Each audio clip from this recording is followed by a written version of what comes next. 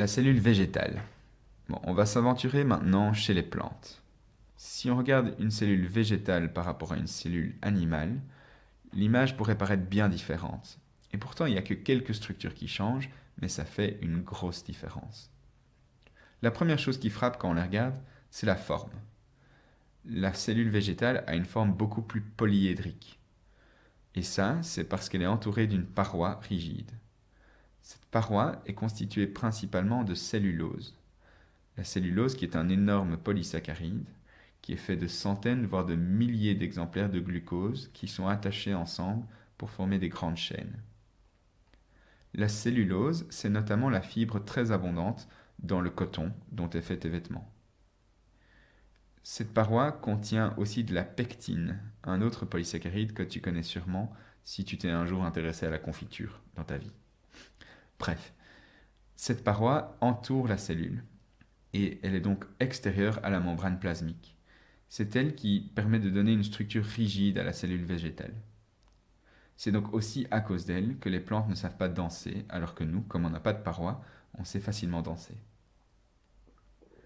Autre chose de marquant dans la cellule végétale, c'est cet énorme organite qui semble tout vide.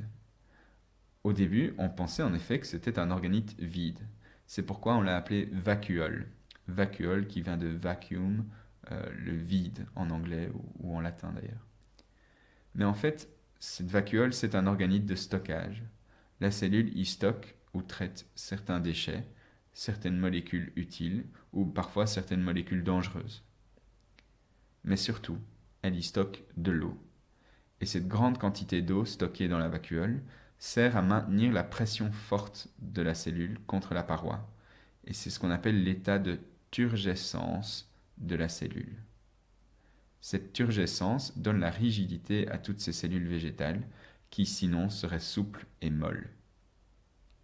Ce gros organite fait aussi qu'en général, une cellule végétale sera beaucoup plus grande qu'une cellule animale, jusqu'à 10 fois plus grande. Ok, justement, ce stockage des déchets, ça devrait nous faire penser à un autre organite, le lysosome.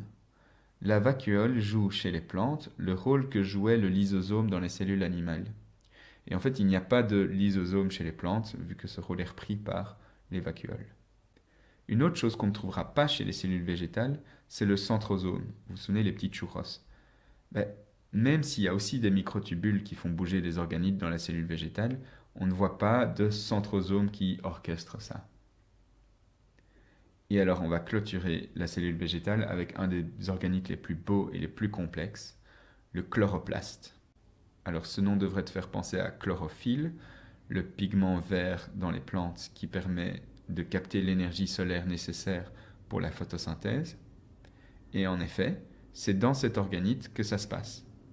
Le chloroplaste, ce petit frimeur, il est constitué de 3 membranes. Il y a une membrane externe, une membrane interne et puis une membrane thylakoïde. La membrane thylakoïde, elle forme des piles, des empilements, un peu comme des tas de pancakes qui seraient connectés entre eux. Et c'est dans cette membrane thylakoïde que se trouvent enchâssées les molécules de chlorophylle. Certaines qui captent la lumière bleue, d'autres qui captent la lumière rouge. Et du coup, comme les plantes captent le bleu et le rouge, ce qu'elles reflètent, c'est le reste, c'est vert. C'est pourquoi les plantes sont vertes. L'équation chimique de la photosynthèse, tu la connais. C'est l'opposé de celle de la respiration.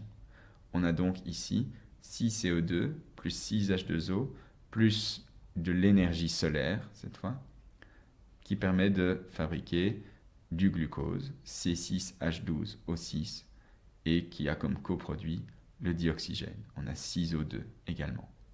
Et on pourrait passer des heures à détailler comment se passe cette photosynthèse. C'est un processus très impressionnant et très sophistiqué, mais je voudrais juste insister sur le fait que l'énergie solaire captée par la chlorophylle sert essentiellement à fabriquer de l'ATP qui sera nécessaire pour pouvoir provoquer les réactions chimiques d'assemblage du glucose.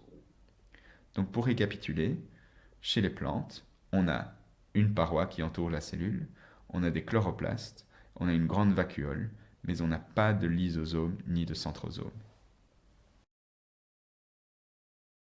إن أعجبك الفيديو لا تنسى الإعجاب والاشتراك في القناة.